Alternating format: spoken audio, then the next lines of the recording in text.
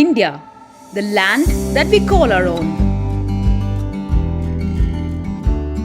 Filled with youth who have opinions. And it is time that we started listening to them. Welcome to India at 75. Let us meet our speakers today, shall we?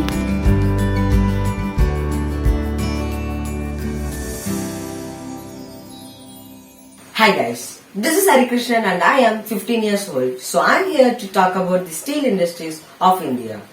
So steel industries are considered to be the backbone of human civilization and it is the largest industries in India and has a significant impact on the Indian economy.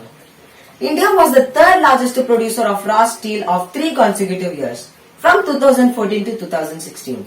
After the independence of India from the year 1950 to 1951, India produced 16.9 lakh tons of pig iron. I actually wanted to share the estimation of steel industries of India from 1875 to 2018. In the year 1875, Bengal Iron and Steel Company in Barakar. In 1907, establishment of Tata Iron and Steel Company. In 1937, establishment of Steel Corporation of Bengal. The setup of Hindustan Steel PVT Ltd happened in the year 1954 and in 1962, completion of Durgapur and Bihali steel plants. New model for managing the steel industries presented to the parliament setup of SAIL happened in 1973. So, the steel industry's growth was huge in India and in the year 2018, it becomes the second largest producer of crude steel. The Indian countries had a business ties with foreign countries in the worldwide. The steel industries has provided major growth in the last 50 years since the steel industries are important for our domestic demands. These industries playing an important role in economic development of the country. The steel industries in India is one of the fast growing sector and the demand of steels are also increasing. Steel is used in almost every artificial things which we use in our day-to-day life like refrigerator, cars, washing machines, etc. These industries are part of our country and it has been developed compared to the previous year and evolved so. This is my speech about steel industries of the India. Thank you for the opportunity. Thank you. Crypto, as you might heard, as a digital currency is taking a huge leap into different markets around the world. We in India may adapt to this crypto in the upcoming years. Hi, I am Siddhesh Rajaran of Edison Memorial Class 6, Chitlapakam, Chennai. Crypto is gradually evolving around the world. Let us take a glance at the crypto history of India. On August 2, 2009, cryptocurrency Bitcoin was introduced to India. Bitcoin was launched in India 7 months after the worldwide release. The starting price of Bitcoin in India was whopping 29 lakhs, which is actually better than today's price. But in 2018, all cryptocurrencies like Ethereum, Bitcoin and more were banned in India. But in 2020, the Supreme Court removed the ban in crypto. Crypto made a big comeback. A lot of Indian-made cryptocurrency trading/investing platforms have been introduced. New cryptocurrencies like Dogecoin and Litecoin are currently being established. We in India will see a lot of crypto use in the future, as we have heard that the government is interested to develop crypto in India. Our Indian government may and will introduce an Indian-made cryptocurrency in the future. We heard from meeting with ANI, Asia News International, and or Honorable PM Narendra Modi. ANI tweeted on Twitter, there was a consensus also that the steps taken in the field of cryptocurrency and related issues by the government will be progressive and forward-looking. But currently, crypto is still developing in India. Till then, let us see India progress in crypto. This is Siddesh signing off. Jai Hind. Hi, I am Disha from Podar International School. I will be speaking about high and low points of India during the 75 years and what India can aspire to achieve in the next 75 years. Let me start with the high points of India during the past 75 years. In these 75 years, India's growth story has been impressive, from agriculture production to nuclear and space technology, from affordable healthcare to world-class educational institutions, from Ayurveda to biotechnology, from giant steel plants to becoming an IT power and having the third largest startup ecosystem. The success of the parliament form of government, rule of law, and the people's faith in the democratic process are the biggest achievements of independent India. This year marks the 75th anniversary of implementation of our freedom struggle. 15th of August is celebrated across the nation with much ardor and pride. People come together to remember the sacrifices of our freedom fighters and leaders who dedicated their lives to liberate our nation. Whereas, if we talk about the low points of India, corruption can be a great example. The causes are excessive regulation, complicated tax and licensing system, and there are many more examples like this. Illiteracy, education system, basic sanitation, healthcare system, poverty, pollution, women's safety are the best examples for the low points of India. Now, let me speak about what India can aspire to achieve in the next 75 years. In my imaginary India, I would not want India to achieve anything except for the love of our people. In my imaginary India, people of India lead their best lives. Affordability, quality of local job market, economic system, stability, family friendliness, economic quality, political stability, safety, quality of public education system are the best. And all the genders are treated equally. Male, female and transgenders are given equal opportunities in everything. And the women's safety is the best. In my imaginary India, everyone leads their best life as I told before. This was my imaginary India.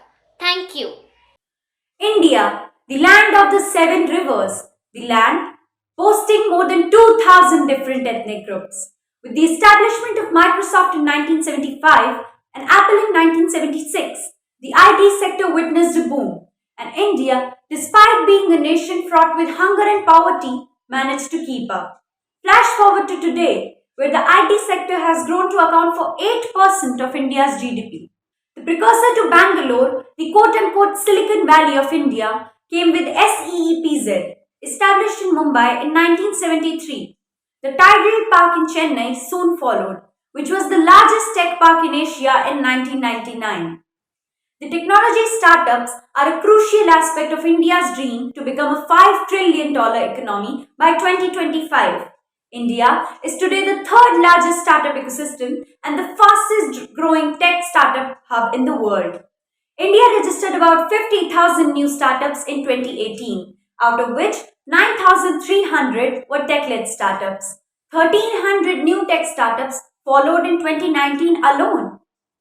A major milestone was achieved just last month when Freshworks, India's first tech unicorn, got listed on the Nasdaq, valued at a whopping $103 billion.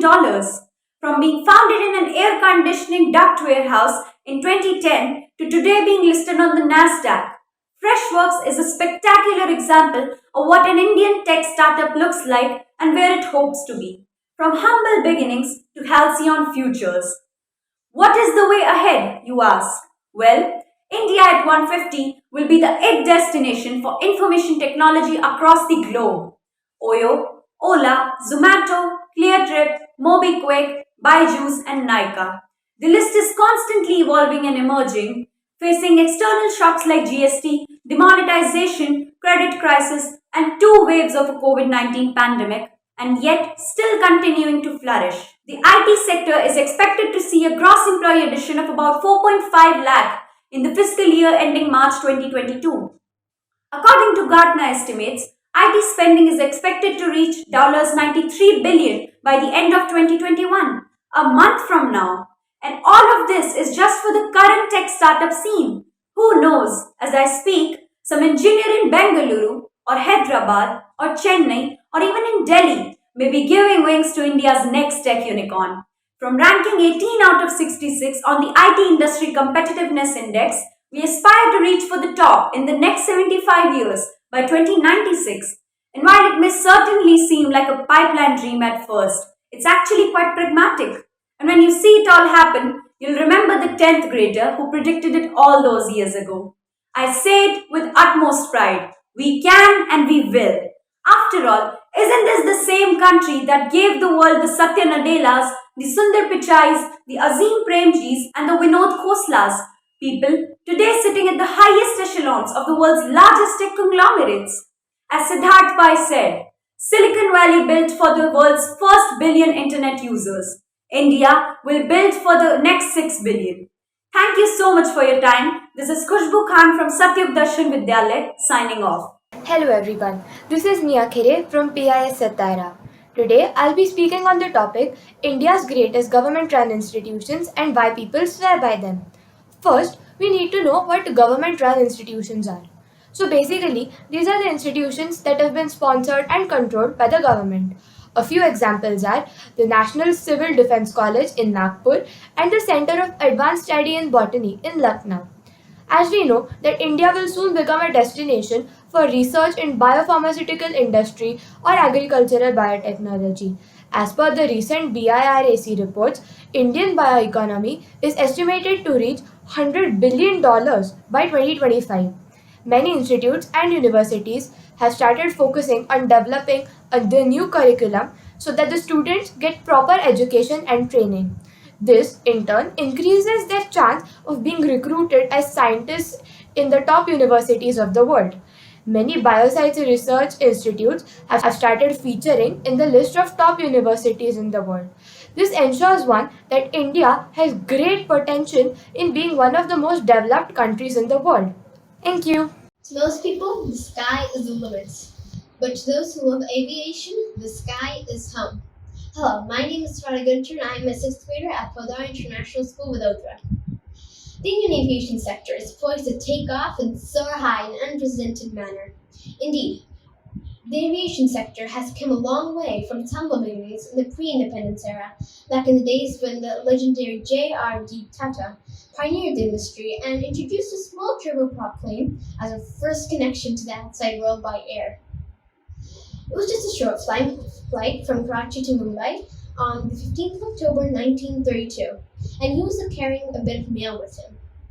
J.R.D. Tata later went on to establish the Tata Airlines, which was later bought by the government and renamed as Air India, the airlines which we now fly in.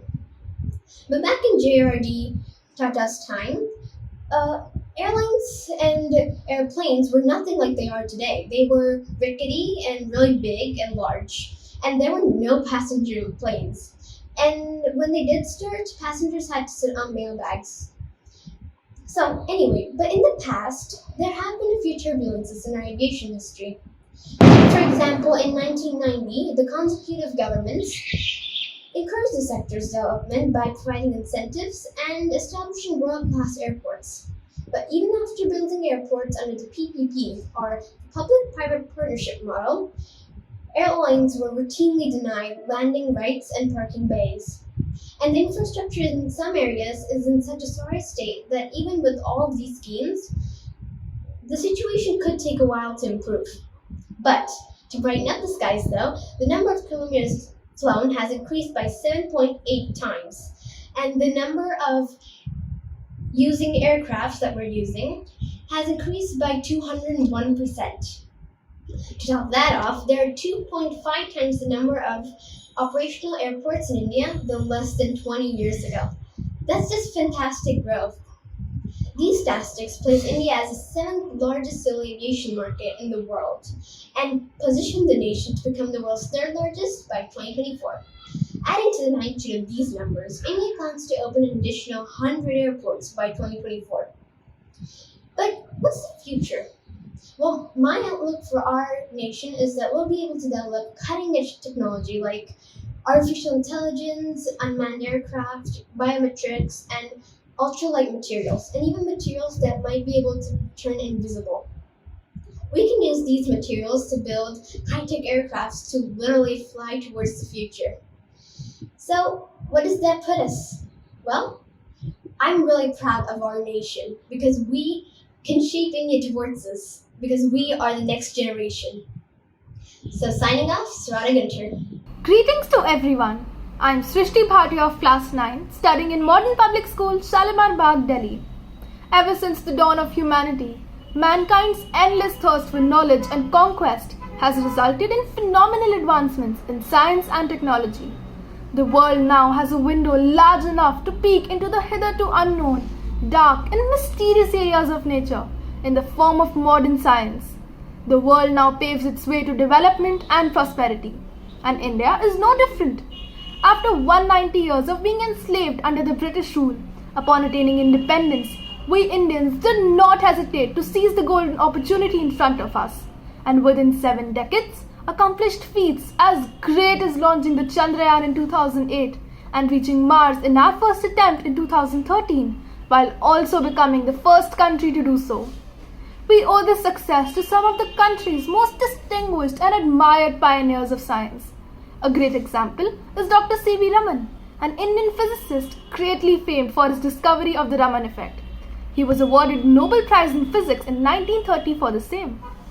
Dr. APJ Abdul Kalam played a leading role in the development of India's missile and nuclear program as the leader of the Defence Research and Development Organization, and hence was rightly nicknamed the Missile Man of India. Oh, and who hasn't heard of the Bose-Einstein condensate? Satyendranath Bose is greatly known for collaborating with Albert Einstein and developing the foundation for the Bose-Einstein statistics and the theory of the Bose-Einstein condensate. India's success up until now is the handiwork of numerous inspirational scientists and researchers. Prafulla Chandra Ray, Salim Ali, Homi J. Baba, Hargobind Khurana, Jagdish Chandra Bose, and the list goes on and on. However, what is more inspiring is the hope ignited by the youth of the nation. India is the world's youngest nation with over 60% of its population under the age of 35.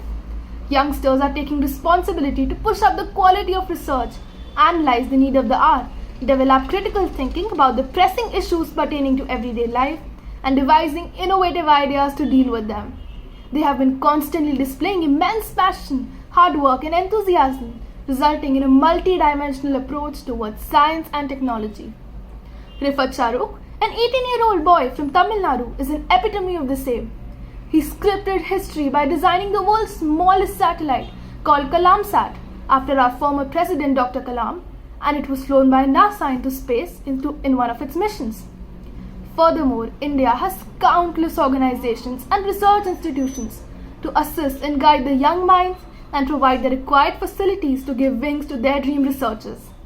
With the government encouraging startups and with more and more innovators on board, the future is sure bright.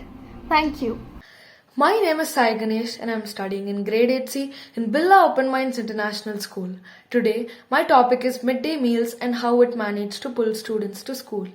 Let us talk about 3 aspects today. First one, how did midday meal scheme start? Second one, how does it aim for? Third one, how did it pull students to school? In the early 1960s, while on a visit to Cheran Mahadevi town in Tirunelveli district, then Tamil Nadu Chief Minister K. Kamaraj noticed a boy herding cattle and asked him why he was not in school. The boy replied, "If I go to school, will you give me food to eat? I can learn only if I eat." His response gave birth to midday meal scheme. Today, it has become the largest school child feeding program in the world, covering 110 million students in 1.2 million schools. When he became the chief minister in 1982, M.G. Ramachandran expanded Kamaraj's initiative across Tamil Nadu. Initially seen as a costly populist measure, it began to get noticed as enrollment and attendance in schools rose. In 1995, the then Prime Minister P.V. Narasimha Rao suggested that the midday meal scheme be implemented across the country. This led to the birth of the National Program for Nutrition Support to Primary Education. The program aims to increase school enrollment, attendance, and retention while eradicating malnutrition and empowering women through employment. Has the program delivered? It has, says Kaya Prasad, Midday Meal Director in the Department of School Education and Literacy, part of Human Resources and Development Ministry. Prasad points out that many more children are going to school now, and unlike earlier, girl children are also being enrolled thanks to the free meals. In 2001, the literacy gap between male and female students was 25%. Now it is 16%. The The Midday Meal Scheme is a school meal program in India designed to better the nutritional standing of school-age children nationwide. Let's talk about the aim of Midday Meal Scheme. The objective of the scheme is to help improve the effectiveness of primary education by improving the nutritional status of primary school children. Midday Meal Scheme is a wholesome freshly cooked lunch served to children in government and government-aided schools in India. On 28 November 2001, the Supreme Court of India passed a mandate stating we direct the state governments and union territories to implement the midday meal scheme by providing every child in every government and government assisted primary school with a prepared meal. Midday meal scheme aims to avoid classroom hunger, increase school enrollment, increase school attendance, improve socialization among castes, address malnutrition, empower women through employment. There are many people in the villages who do not have enough money to provide 3 meals a day to their children. Hence, Midday Meal Scheme has encouraged them to send their children to school. Not only did it increase the nutritious value of the food that children eat, and also encourage them to study. Thank you.